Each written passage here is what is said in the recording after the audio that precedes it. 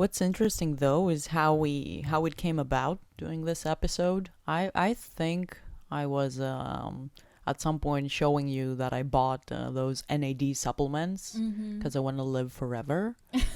And what did you say? You said it was I said that I have heard that name before, and that yeah. I'm reading a book, and I think it's mentioned in there.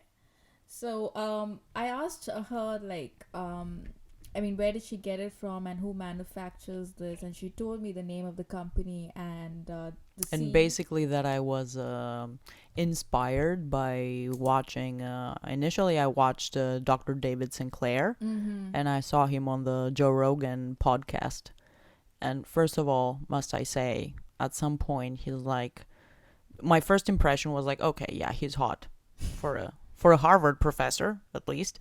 And then he says like, I'm 51, and I'm like, oh my god, he's 51. He looks fucking better than me. So then I just started taking notes. Like whatever he's taking, I'm gonna take. Yeah.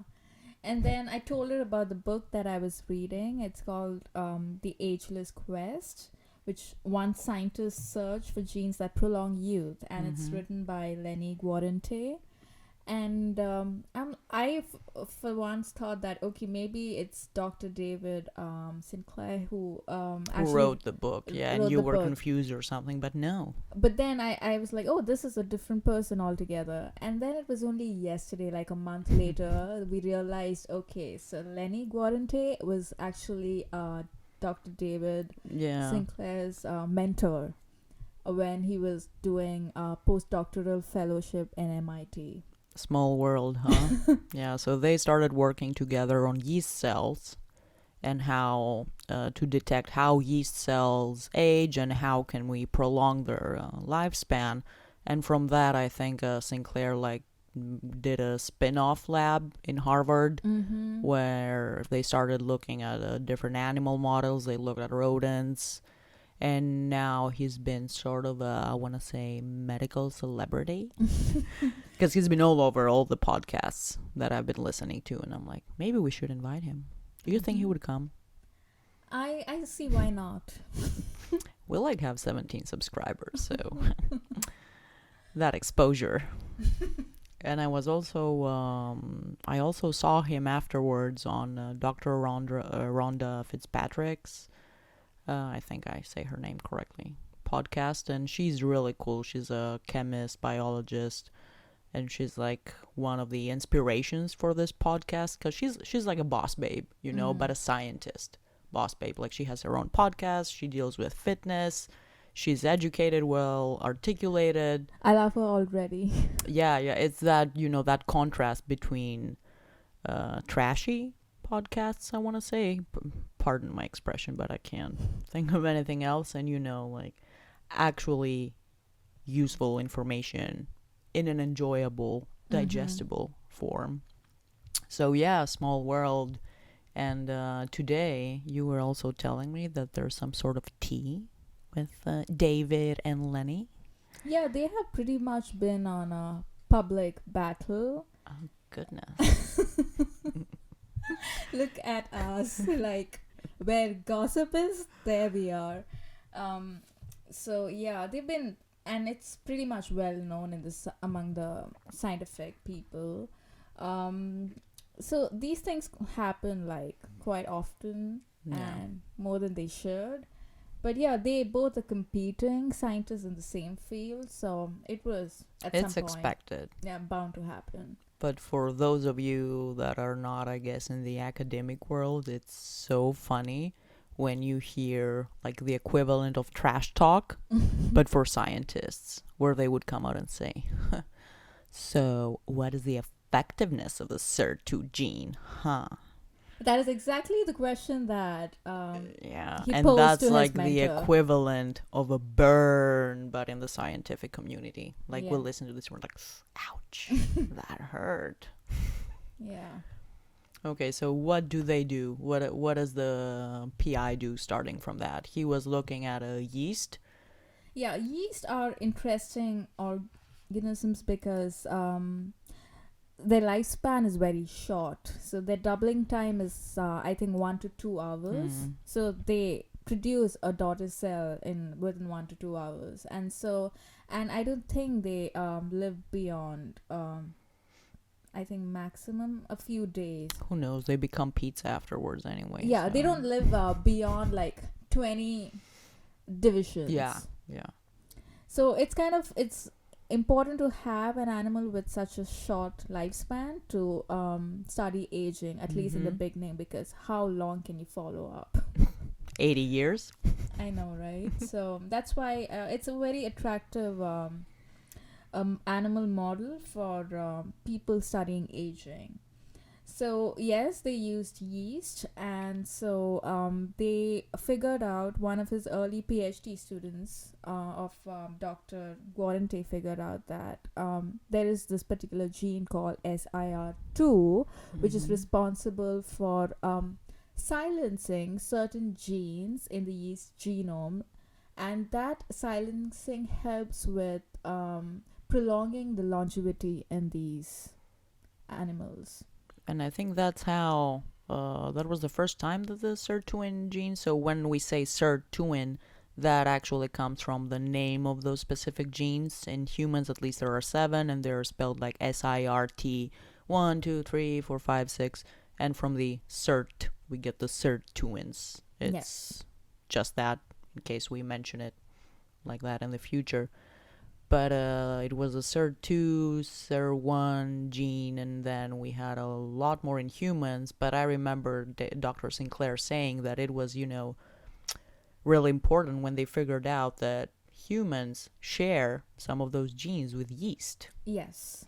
So I think that was actually one of the breakthrough research works, if I am to say.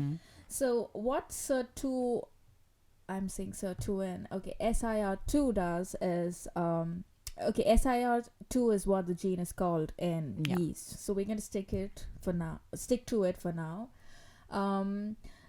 So your DNA, which is basically your genetic code, which is present in every cell, that is, and it's a pretty long molecule, right? If you are to like extend it, it's pretty long. Oh yes. So it has to be folded into a compact form to be packaged into every cell in your body, and which is, so histones are special proteins that help with this. So they compact these DNAs and make sure that they are not in the extended form, or else they won't fit in the nucleus of the cell. And they have to be in a specific form so that there is easy access for proteins. Yes.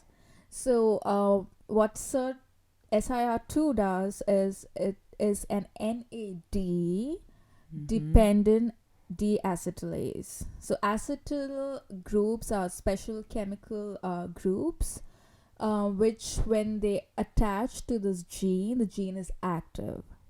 And NAD is essentially the catalyst required for this.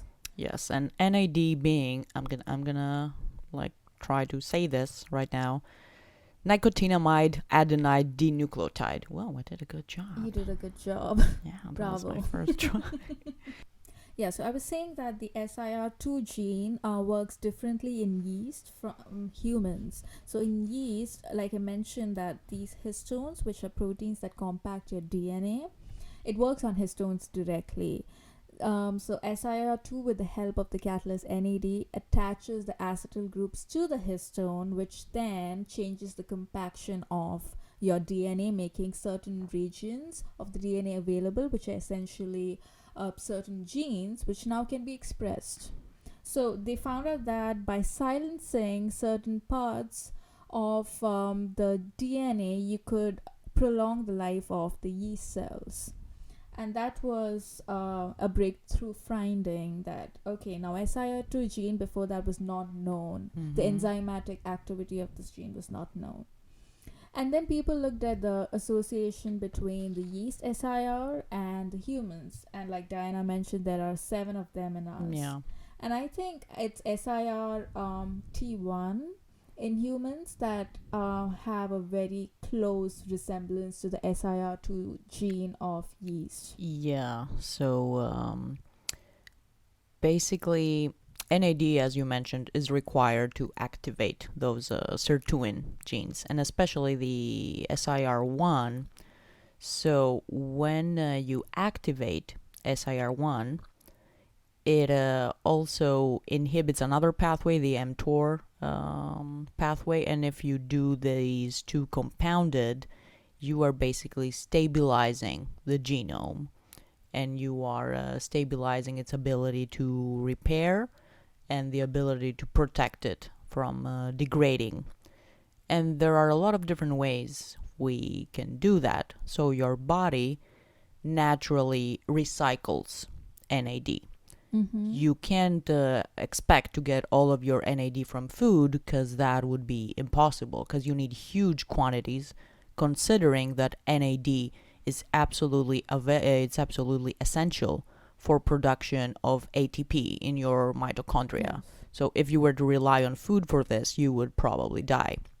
So we recycle NAD, but because it's very sensitive to glucose levels or to IGF hormones, it increases and decreases over time. And what this research is trying to say is that if we are able to keep an overall increased expression of NAD, that should, in a simplified way, help us stop and even reverse the effects of aging. Hmm. And talking about the other side of the coin, so there are some risks associated with supplementing yourself with NAD. Is that I remember you mentioning something about. Yes, and I read a paper a little bit before this, which was saying basically that NAD, as well as resveratrol, which is another molecule that can be supplemented through diet, could be a double-edged sword. It's a very, very complicated mechanism, let me put it this way. So the fact that you increase one molecule does not only play a role in overexpressing this beneficial pathway, but in turn, it might turn on some other pathways. And I think they were specifically talking about the pathway that makes you resistant to oxidative stress. Mm. So there are side effects, and to be honest, and what I understand from looking at this literature, is that we do not know the extent to which a certain molecule can affect your entire metabolism. It's way too complicated, and it's much easier in yeast, because you put sugar in a petri dish, you put some yeast, and there you go. You monitor it for 2 days, but when you move on from yeast to human, you are doing a hundredfold more complex, a thousandfold more complex organism. It starts having its risks as well, be it NAD, be it even ATP. Like, we don't know what can happen if you oversubject an organism to a lot of ATP. Yeah. Like, that's still unknown. Yeah. So basically, the effect that SIRT has or sirtuin has in humans is not very much well known. The conclusions are made from studies done in mice, because that is the closest animal to humans. We have a lot of genetic sequences that are conserved between from mice to humans. So initially, people were a little worried about extending the conclusions drawn in yeast to humans, because considering the evolutionary distance, right? Yeah. It's It's quite. kind of a long shot going from yeast to humans in one step. It's But then they did see an evidence of active sirtuin in roundworms too. yeah, in the See nematoid evidence. worms. Yes. Yeah. And worms are again like, I think, a billion evolutionary distance from yeast, which is Mhm. essentially fungus. But they do possess longevity genes as well, Yes, which they is do. So people were like, logically speaking, like if it can remain conserved in like in a billion years, then why not be conserved in humans too? So Mhm. that's where this whole concept originated.